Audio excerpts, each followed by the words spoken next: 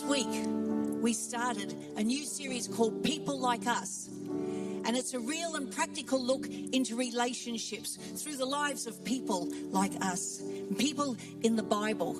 They were real people in the Bible with real emotions, messy stories, but powerful lessons.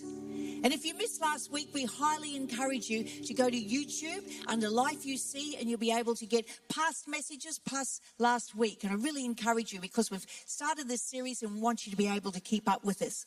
And in this series, we're going to explore the lives of couples, friends, siblings, individuals, people who face the ups and downs of life with real human emotions and feelings. And no matter where you find yourself, single, dating, married, divorced, grieving, hoping or healing, these stories are for you. And these people in the Bible, they're not just heroes. They're not perfect heroes. They're flawed, they're complicated, and and deeply human. They're people just like us. Through their stories, God's going to show us a better way to do relationships, His way. So this morning I've entitled my message, Break the Cycle. We're going to be looking at the book of Genesis and the family dynamics of Jacob, Leah and Rachel, and Laban. And talk about messy love story, family dysfunction, generational patterns, manipulation, trickery, deception, jealousy, hurt, you name it. It's all in it. The family had it all going on. But God uses even broken beginnings to teach us and how to stop destructive cycles and start building something new.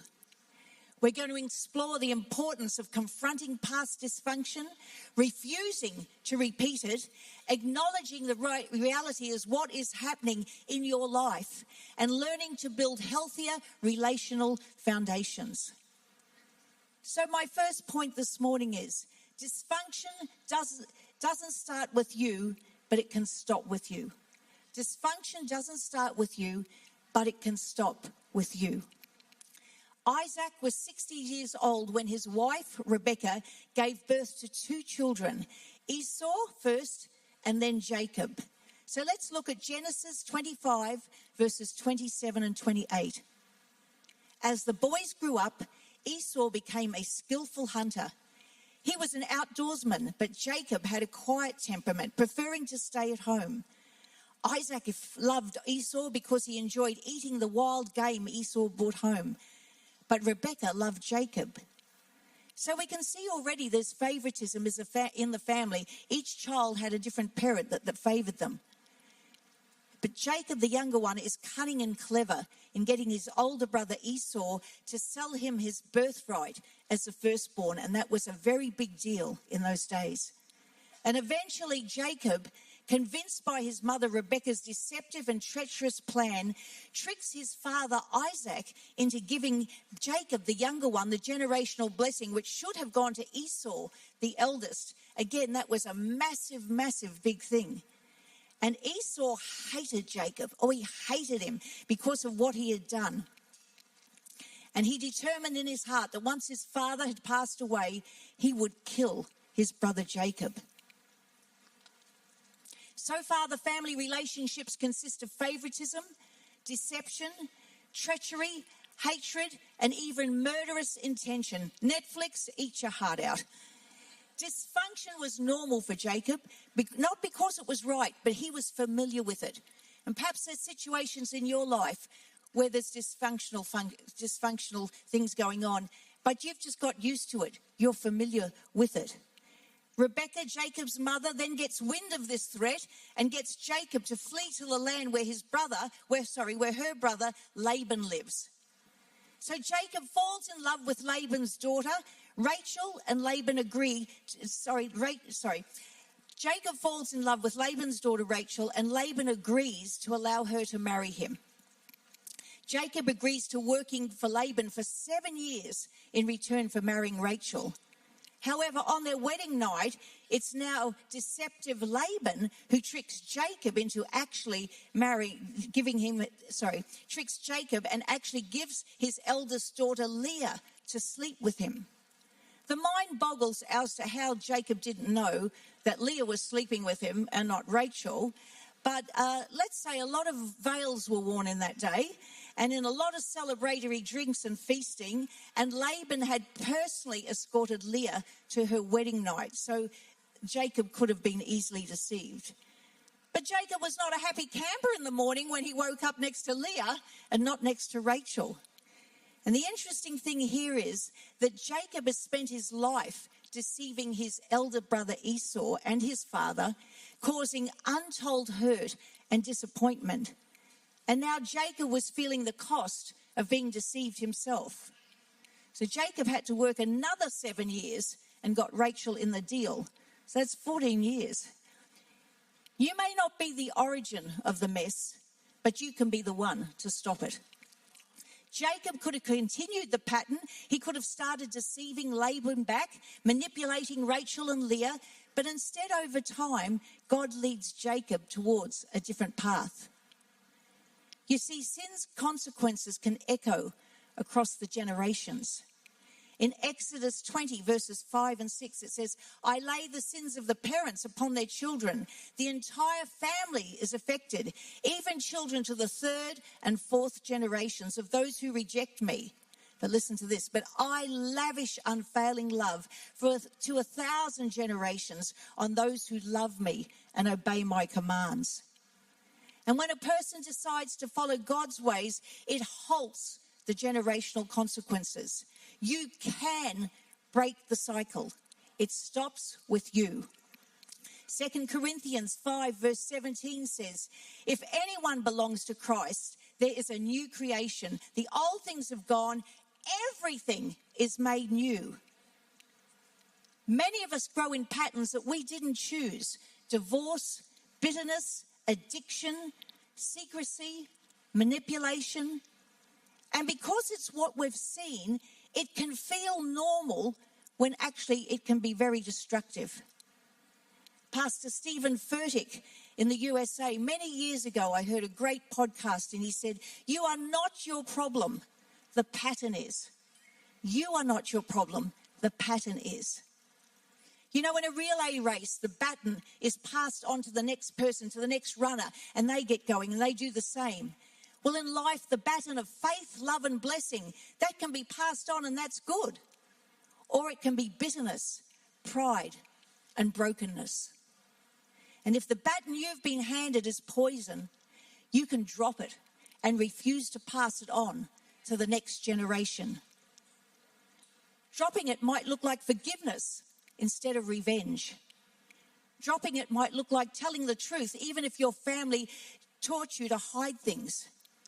Dropping it might look like saying, it stops here, it stops with me.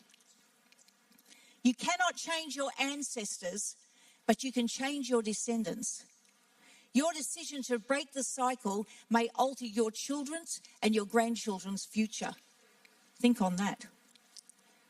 The second point this morning is, you can't heal what you won't acknowledge. In Genesis 30, 1-24, we see the life of Leah goes on for Leah and Rachel, who are now both married to Jacob because he's worked all these years and he's got both chicks. Leah starts producing one child after another, but Rachel remains barren. Rachel had beauty and Jacob's affection, but no children. Leah had children, but she didn't have Jacob's affection. And so you would think instead of these sisters getting close, they engaged in a love and fertility war, using their servants as surrogates to outdo each other in having children. Beneath their actions were unspoken wounds. Rachel's identity was tied up in her ability to be able to or be able to not have children.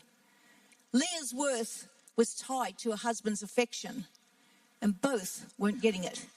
They never addressed these wounds with God or each other. They fought around them instead of fighting through them so that they could get closer. Hurting people say and do hurting things. When jealousy, comparison, and insecurity aren't acknowledged before God, they leak out as competition, criticism, and control. The problem wasn't just who had more children between Leah and Rachel. The problem was the void inside. And do you find sometimes with things that may be dysfunctional in your life, if you really have a look at it, there is a void inside and you are trying to fill it. God brings truth into the open, not to shame us at all, but to heal us. Psalm 51 verse 6 says, I know that you delight to set your truth deep in my spirit. So come into the hidden places of my heart and teach me wisdom. John 8 verse 32 says, then you will know the truth and the truth will set you free, but only if you're willing to face it. God's confrontation is always an invitation. He exposes sin so he can cleanse it. He uncovers pain so he can comfort it. Pastor Sam Monk at the conference that was just held down recently in Waniasa the other week, he said, you can't conquer what you are comfortable avoiding. You can't defeat what you defend in secret. Think about that. You can't conquer what you are comfortable avoiding. You can't defeat what you defend in secret. You know, when the engine light comes on in your car, you have two choices. Lift the hood or ignore it. Ignoring it doesn't make the issue go away. It just makes the eventual breakdown even worse. Likewise, ignoring emotional and spiritual warning lights leads to relational breakdowns. The third point, emotional decisions versus faith decisions. Jacob's choice was driven by passion, not prayer. When Jacob first saw Rachel, he was instantly captivated by her. Her beauty grips him and emotions run high. Genesis 29 verse 30 says, and Jacob served 7 years for Rachel, and they seemed to him but a few days, because of the love that he had for her. Wow, that must have been impressive. Jacob's love for Rachel was romantic, but you never see Jacob pause to seek God's will. What begins as a beautiful love story becomes entangled in rivalry, deceptions, and decades of family conflict. Jacob's attraction was real, but attraction alone is not direction from God. Emotional impulses can set us up for decades of conflict. In Genesis 30, verses 1 to 3, we see Rachel's desperation for children leads her to give her maid servant to sleep with Jacob. This was a decision born out of envy and impatience. Emotion-driven choices often feel urgent and right in the moment, but they can create long-term consequences we didn't anticipate. Saying yes to a relationship without shared values can lead to years and years of heartache. Reacting in anger or your obsession to prove a point can permanently damage a relationship you value. Faith decisions are anchored in God's will, not in our feelings. Faith decisions require us to pause and slow down before you decide. Pray and bring it to God first. Seek wise counsel and weigh it against Scripture. Then proceed. Move in obedience, not impulse. Proverbs 14 verse 12 says, there is a way that seems right to a man, but in the end it leads to death. James 1 verse 5 says, if any of you lacks wisdom, he should ask of God, who gives generously to all without finding fault, and it will be given to him. Feelings are real, but they're not always reliable. Faith doesn't ignore emotions, it surrenders them to God for direction. Every major choice should pass through God's filter before it is finalized. And the fourth point is, patterns persist where boundaries are absent. After 20 years of Laban's manipulation, changing wages and using Jacob's labor for his personal gain, Jacob hears from God. Genesis 31 verse 3. Then the Lord said to Jacob, go back to the land of your fathers and to your relatives, and I will be with you. This is the first time we see Jacob clearly setting a boundary with Laban. Jacob gathers his family and possessions and he leaves. Boundaries are not walls to keep people out. They're gates to keep they're gates to keep the wrong influences from controlling you. Boundaries are not walls to keep people out. They're gates to keep the wrong influences from controlling you. Jacob was no longer willing to live under the same terms of dysfunction. Boundaries don't destroy relationships. They redirect them into healthy channels. Without them, the flood of dysfunction just keeps flowing. Patterns stop when someone says, no more. My youngest grandchild, Winston, he's nearly 3 in October, but this is when he's even about 2 or less. He was a little slower on talking than the rest of the kids, but he communicated very well. He knew how to communicate, he just wasn't talking.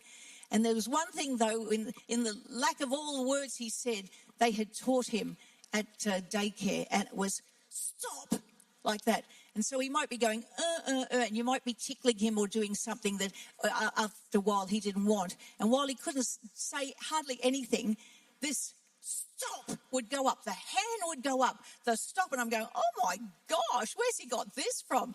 And they said, oh, they teach them all that at daycare. But it was just so funny, such a little fellow, but this stop, he knew how to put a boundary up very, very clearly. Dysfunction will continue as long as it's tolerated. Perhaps you need to go, stop. You can't change a toxic environment by silently hoping it improves. God can give you the courage to step out of an unhealthy cycle. Sometimes breaking the cycle may require changing how you respond, even if you aren't popular. In the book of Nehemiah 13, we see Nehemiah confronts mixed marriages that were drawing Israel back from God's commands. He wasn't popular, but he was faithful. Galatians 5 verse 1 says, for it is freedom that Christ has set us free. God's plan for you isn't just survival, it is freedom. He is for you. He is for you every step of the way and wants to bring you into get away from the dysfunctional things and patterns that have been in your life, to bring you into healthy relationships and a healthy relationship with him. How do we break the cycle? We recognize the unhealthy pattern. We repent and turn to God's way. We replace the old behavior with biblical truth and new patterns. You can't stop an old pattern without replacing it with a new pattern. You need to think what the new pattern you're going to do will be, and reinforce with accountability and boundaries. If the worship team could come, please. Jacob left Laban with some scars, but also with a new start. The dysfunction you inherited does not have to be the legacy that you leave. Break the cycle. It stops with you. God doesn't just free you from the past. He sets you on a new path for the future and for the generations coming after you.